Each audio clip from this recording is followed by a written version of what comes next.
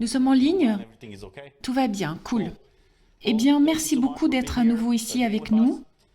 Une semaine s'est écoulée depuis la dernière conférence que nous avons tenue à Strasbourg, où nous avons fait part de nos profondes inquiétudes quant à ce qui était prévu au Parlement, en particulier la décision du bureau des dirigeants du Parlement de priver pratiquement tout le personnel, nos assistants et nous-mêmes, en tant qu'élus directs par les citoyens européens.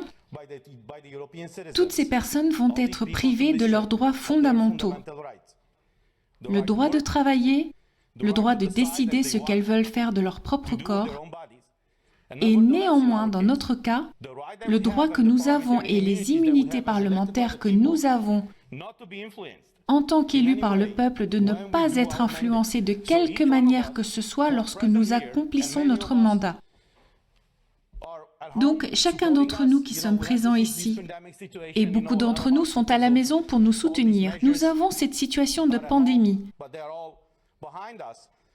Beaucoup d'entre nous, à cause de toutes ces mesures, sont à la maison, mais ils sont tous derrière nous. Nous sommes donc à nouveau ici aujourd'hui pour exprimer exactement ce qui s'est passé. Chacun d'entre nous va présenter de son point de vue ce qui s'est passé au cours de cette semaine au Parlement et quel est le plan en cours. J'ai à ma gauche ma collègue d'Italie, Francesca Donato, ma collègue d'Allemagne, Christine Anderson, une autre collègue du groupe similaire. Et à ma droite, j'ai mon collègue de Croatie, Ivan Sinčić,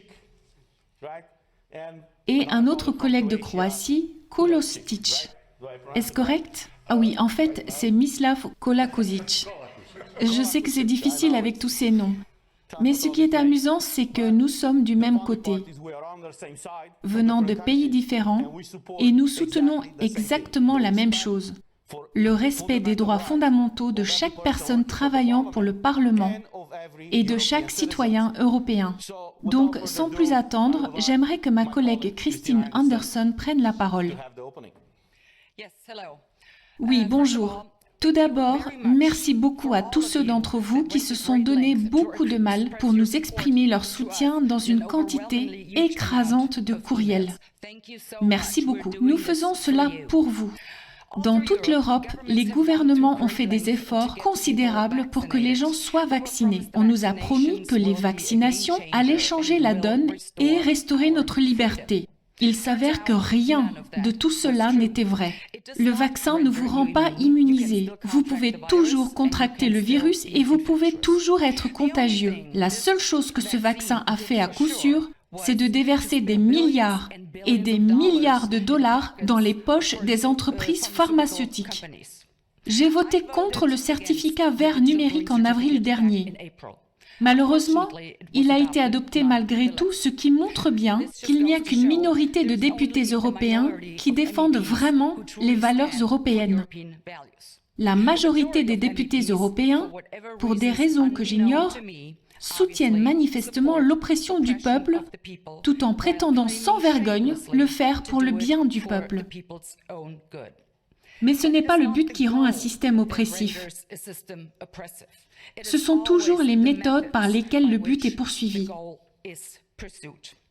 Chaque fois qu'un gouvernement prétend avoir à cœur l'intérêt du peuple, il faut y réfléchir à deux fois. Dans toute l'histoire de l'humanité, il n'y a jamais eu d'élite politique sincèrement préoccupée par le bien-être des gens ordinaires. Qu'est-ce qui nous fait croire que c'est différent aujourd'hui? Si le siècle des Lumières a apporté quelque chose, c'est certainement ceci. Ne prenez jamais pour argent comptant ce qu'un gouvernement vous dit. Remettez toujours en question tout ce qu'un gouvernement fait ou ne fait pas. Cherchez toujours les arrière-pensées et demandez toujours cui bono, à qui cela profite.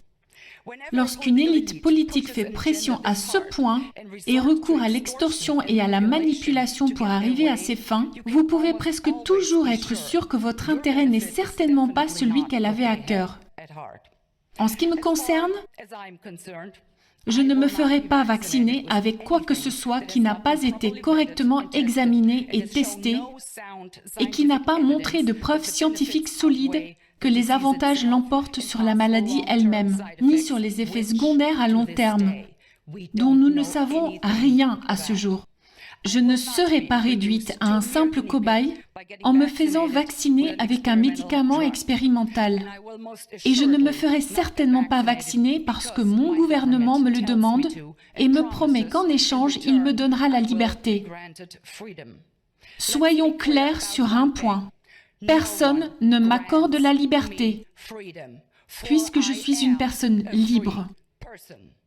J'ose donc prendre le risque que la Commission européenne et le gouvernement allemand me jettent en prison, m'enferment et jettent la clé si ça leur chante. Mais vous ne pourrez jamais me contraindre à me faire vacciner si le citoyen libre que je suis choisit de ne pas se faire vacciner. Enfin, je voudrais que vous réfléchissiez à cette question. L'utilisation obligatoire du certificat vert numérique porte atteinte à tout ce que les Européens défendent. Elle viole les droits fondamentaux garantis par la Constitution et constitue le premier pas vers l'insupportable système de crédit social chinois. Je ne tolérerai jamais cela. Je ne supporterai jamais cela. Merci. Merci. Merci Christine. Je suis d'accord avec presque tout ce que vous avez dit, mais ce que je veux ajouter ici, c'est que ce dont nous discutons aujourd'hui et ce qui devrait nous inquiéter n'est pas une question d'être pour ou contre les vaccins Covid. La question aujourd'hui est de savoir si nous sommes censés laisser les citoyens européens sans la sauvegarde de leurs droits fondamentaux, et précisément le droit d'avoir un emploi, d'être traités de manière égale par les institutions sans aucune discrimination, et le droit de protéger l'intégrité de leur corps en choisissant une liberté complète, celle d'accepter ou non un traitement sanitaire. Tous les citoyens doivent être libres de choisir les risques qu'ils veulent courir pour leur propre santé et ceux qu'ils ne sont pas prêts à affronter. L'obligation de faire fonctionner les certificats Covid n'est qu'une extorsion du consentement à un choix personnel sur son propre corps et viole les droits de l'homme tels qu'ils sont inscrits dans la Charte européenne et dans de nombreuses lois de l'Union européenne. Nous sommes ici pour appeler au respect des valeurs fondamentales européennes et de la liberté, à la non-discrimination et à la dignité humaine. Si nous acceptons le mandat d'un certificat numérique pour l'exercice de nos droits fondamentaux, nous ne bénéficierons plus de ces droits en tant qu'êtres humains, mais nous serons soumis à l'autorisation de certaines autorités pour vivre notre vie en liberté. Est-ce là le modèle de société dans lequel nous voulons vivre ? Est-ce là l'Europe que nous avons été élus pour représenter ? Les droits de l'homme sont-ils facultatifs selon nos valeurs fondamentales ? Ma réponse est non. Non, non. Nous avons reçu notre mandat directement des citoyens européens et nous leur devons un respect total avant tout autre sujet privé ou public. Personne, aucune instance n'est légitimée à nous empêcher d'exercer notre mandat, sauf si nous commettons un crime et que le Parlement tout entier décide de révoquer l'immunité diplomatique que les traités nous accordent. Le bureau du Parlement ne peut pas violer les garanties de nos députés pour quelle raison que ce soit. Il ne peut pas non plus restreindre les droits des travailleurs européens. Nous défendrons nos droits et vos droits par tous les moyens, qu'ils soient juridiques, politiques ou physiques. L'heure n'est plus à la peur et à l'hésitation. Aujourd'hui, il est grand temps d'être courageux et unis. Et c'est ce que nous sommes. Merci.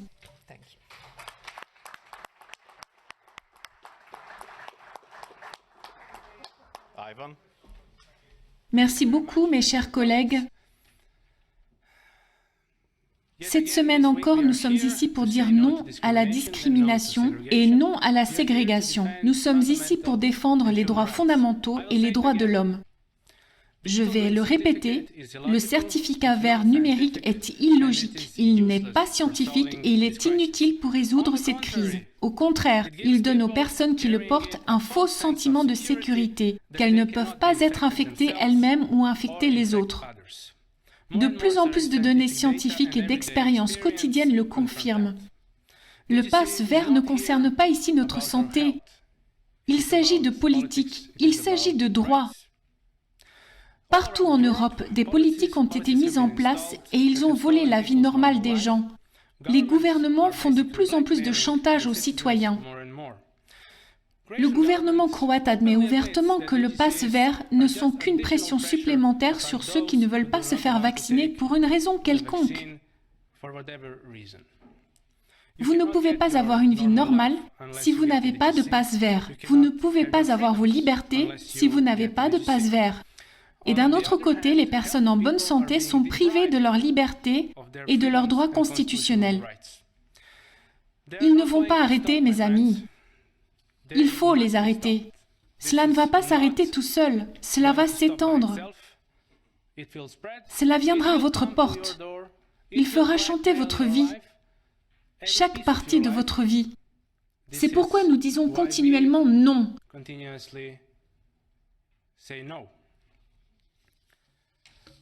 Nous avons nos droits inaliénables. Cela signifie que personne ne peut nous les enlever. Nous avons des documents internationaux tels que la Convention d'Oviedo, le Code de Nuremberg, les résolutions des Conseils de l'Europe, ou divers types, les conventions de bioéthique, etc. Ces documents ne signifient-ils plus rien? N'ont-ils pas été, au moins pour certains d'entre eux, ratifiés par notre Parlement? N'ont-ils pas été un standard immuable depuis des décennies? Bien sûr que si. Et les constitutions nationales, n'ont-elles plus de valeur? Si, elles en ont.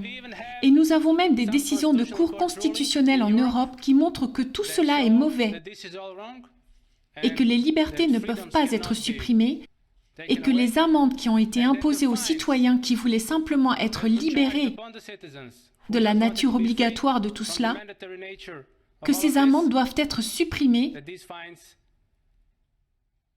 et que l'argent doit être rendu à ces citoyens.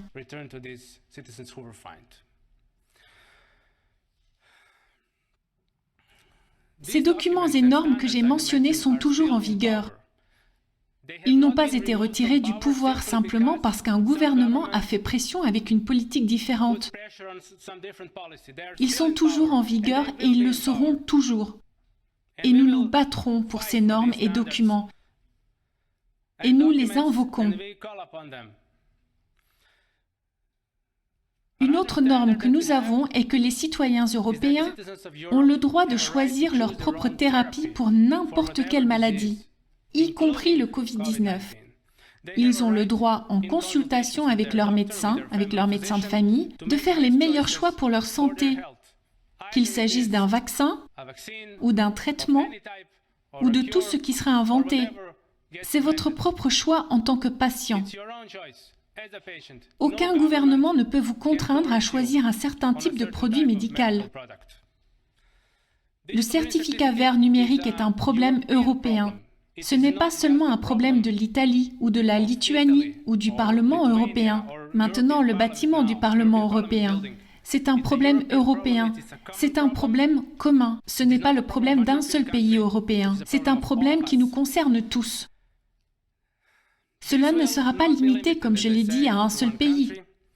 Cela viendra à votre porte, et plus tôt nous dirons non, plus fort sera le message que nous enverrons. J'appelle tous les peuples libres d'Europe à résister au certificat vert partout où ils le peuvent. Luttez pour vos droits. Merci.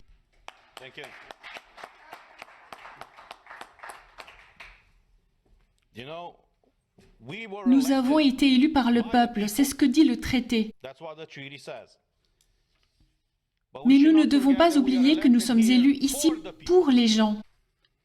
Nous devons avoir à l'esprit le meilleur intérêt des gens, parce que c'est la raison pour laquelle ils nous ont élus ici au Parlement européen. Tous ces dirigeants du Parlement européen aiment se féliciter eux-mêmes chaque fois qu'ils vont en conférence de presse.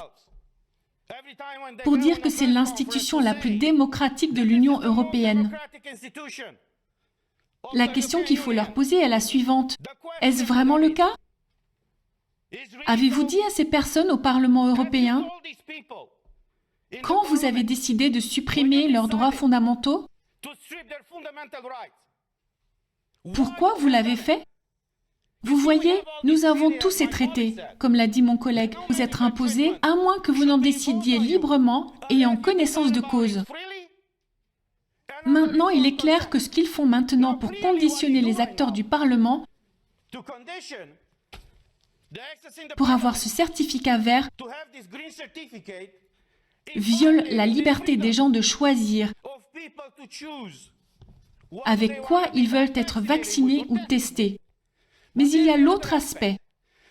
Et la question que j'ai adressée non seulement à vous, au Parlement, mais à chaque citoyen européen de demander à votre propre gouvernement, avez-vous été correctement informé de ce qui se passe?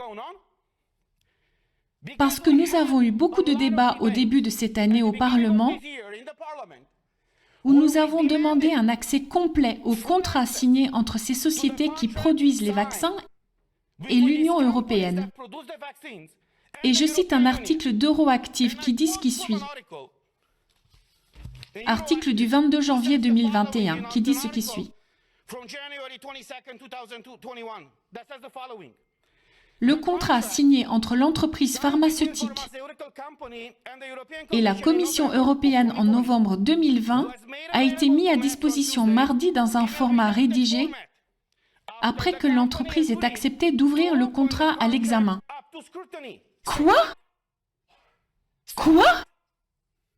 Vous imposez donc un produit médical aux citoyens européens.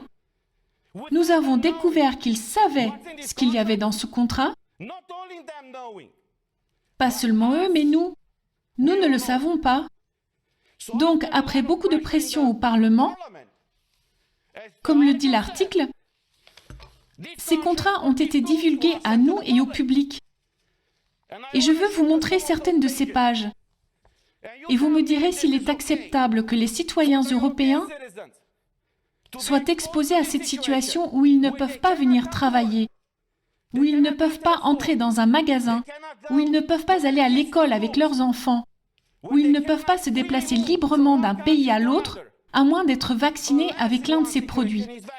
Voilà donc les contrats qui ont été divulgués par la Commission avec l'approbation de l'entreprise.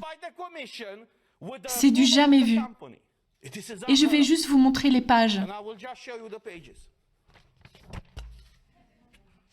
Ce sont les pages. Vous voyez? Ils appellent ça la transparence de nos jours. C'est donc le principe fondamental de la démocratie. Je vous le demande, les gars, est-ce que c'est de la transparence? Est-ce que vous voyez quelque chose? Parce que nous ne voyons rien. L'argent des citoyens européens a été donné par Ursula von der Leyen à ces entreprises. Que s'est-il passé avec cet argent? Où est-il? Pourquoi ne sont-ils pas disponibles pour le peuple et totalement transparents? Pour que nous sachions tout ce qui se passe. La différence entre la tyrannie et la démocratie est très simple. Lorsque le gouvernement sait tout de vous, c'est de la tyrannie. Et je sais ce que c'est de vivre dans la tyrannie. Quand vous savez tout sur votre gouvernement, c'est la démocratie. C'est pourquoi nous sommes en train de faire l'éloge de cette institution. C'est l'institution la plus démocratique de l'Union européenne et même nous, les députés élus directement par le peuple, pour le peuple, nous n'avons pas été en mesure de voir ce contrat. Donc, comme nous l'avons dit la semaine dernière, nous sommes là pour vous et nous nous battrons pour vous. Je sais que beaucoup d'entre vous luttent dans toute l'Europe et que beaucoup d'entre vous travaillant dans les institutions européennes luttent en ce moment. Mais un ancien président américain a dit que la liberté était à une génération de l'extinction. Nous vivons ce genre de moment maintenant. Et c'est notre devoir et notre appel à combattre la liberté. Merci.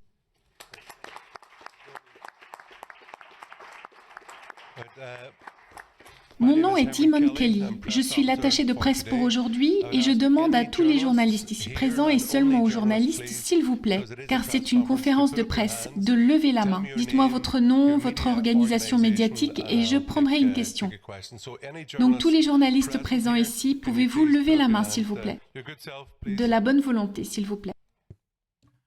Bon, il est clair qu'autour du passeport vert dans toute l'Europe, d'accord, il est clair que vous n'en voulez pas. Avez-vous une idée d'une alternative que vous voulez proposer? Ou pensez-vous que nous devrions juste faire comme si rien ne se passait et vivre notre vie normalement? Et en ce qui concerne l'obligation de vaccination, le pass vert est aussi un test pour être testé. Vous n'êtes pas obligé de vous faire vacciner. Vous pouvez vous faire tester notamment au Parlement européen, où vous avez le privilège d'avoir des tests gratuits, ce que d'autres personnes n'ont pas. Ne pensez-vous pas que ce serait une alternative pour vous de passer un test? Merci. Merci. Eh bien, le fait est qu'il n'est pas vrai que dans toute l'Europe, nous avons des certificats Covid exigés pour exercer notre liberté. Le certificat Covid a été introduit par ce Parlement juste pour favoriser la libre circulation entre les États membres au moment où les frontières étaient fermées à cause de la propagation de la pandémie. Et c'est la raison pour laquelle le Parlement a voté cette mesure avec la garantie de ne permettre aucune discrimination entre les citoyens. Et surtout pour les citoyens non vaccinés. Ce que nous voyons aujourd'hui est un abus de ce certificat, une distorsion de son objectif initial. Et l'alternative est de laisser les gens libres d'exercer leurs droits.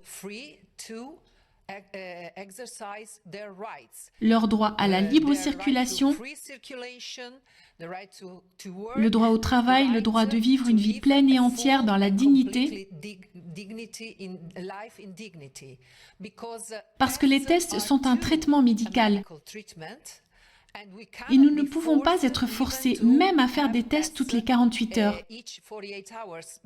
Parce qu'imposer des tests seulement aux personnes non vaccinées est juste une discrimination, parce que cela introduit une sorte de présomption, une présomption absolue d'être infectieux pour les personnes qui ne sont pas vaccinées. Ce qui est totalement infondé du point de vue scientifique, parce que les personnes non vaccinées sont très souvent immunisées contre le Covid pour la guérison, ou en tout cas sont des personnes saines, parfaitement saines. Et le risque d'être infecté n'est pas lié au fait d'être vacciné ou non. Donc, il n'y a aucune base légale ou scientifique pour cette mesure. Merci beaucoup. Puis-je avoir d'autres journalistes ici avec des questions, s'il vous plaît? Eh bien, puis-je demander aux journalistes en ligne là-bas de l'ANSA de lever la main et de poser une question?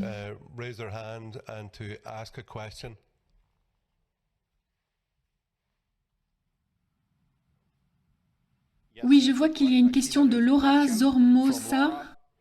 Je vais lire la question à haute voix. Je me demandais si les intervenants prévoyaient une action contre le Parlement européen ou quelles sont les prochaines étapes pour ce groupe. Nous avons déjà eu 2 conférences de presse et je dirais que ce n'est que le début de ce qui va arriver. Et comme nous l'avons dit aujourd'hui, nous utiliserons tous les outils démocratiques disponibles pour lutter pour les droits de chacun.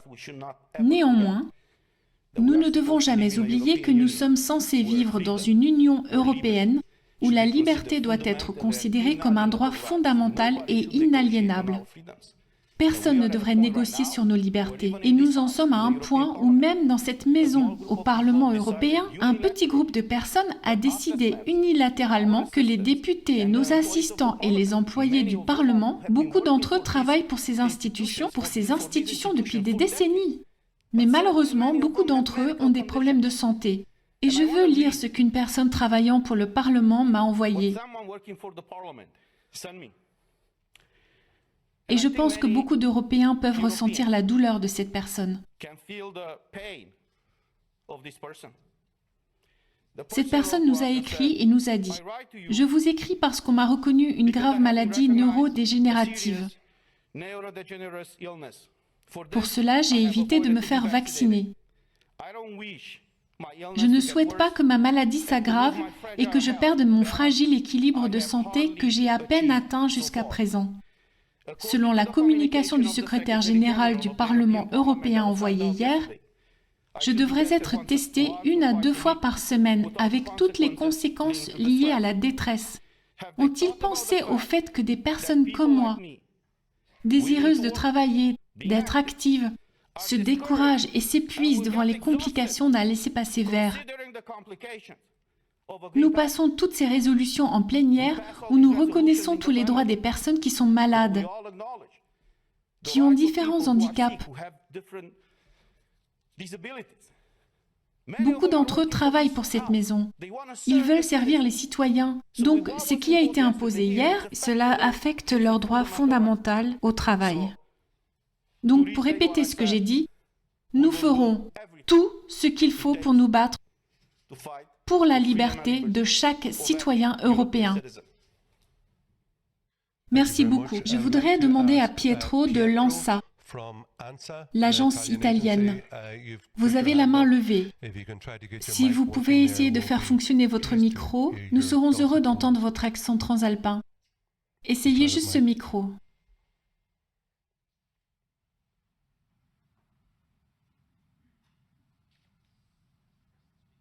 Pouvez-vous appuyer sur le bouton « Parler » ? Ne soyez pas timide. Vous m'entendez maintenant? Ok, bonjour à tous. Une question très rapide. Vous avez parlé du personnel du Parlement européen et je me demandais si vous avez un contact direct avec l'une des organisations ou l'Union et si vous avez une idée des personnes qui pourraient être affectées par cette décision. Je peux répondre rapidement à cette question. Oui, nous avons été contactés par de nombreux syndicats du personnel. Il y a de nombreuses discussions entre les membres du personnel et nous verrons comment cela va évoluer. Mais je dois vous dire que les gens sont très inquiets. Les personnes en bonne santé ou celles qui ont certains problèmes de santé sont toutes inquiètes parce que ce mandat conditionne leur droit fondamental au travail. Ils réalisent, ok, nous acceptons cela maintenant. Mais où cela va-t-il s'arrêter ? Que vont-ils nous imposer ensuite?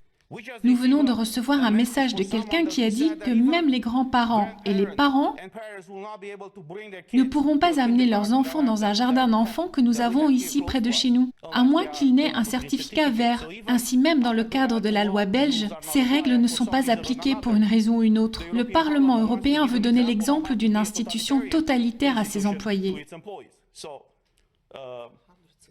Exactement. Bien, y a-t-il d'autres journalistes présents ici? D'autres questions en ligne, s'il vous plaît? Ok. Merci beaucoup à tous d'être venus. Ah, juste un dernier commentaire de la part de Madame. J'aimerais également faire un commentaire sur la question du collègue italien. Vous vous posiez la question à savoir si les tests n'étaient pas un problème, si nous pouvions le faire. Je m'oppose fermement à cette idée, car vous devez certainement reconnaître que le fait de tester les personnes non vaccinées n'est qu'un moyen de faire pression sur ces personnes pour qu'elles se fassent finalement vacciner.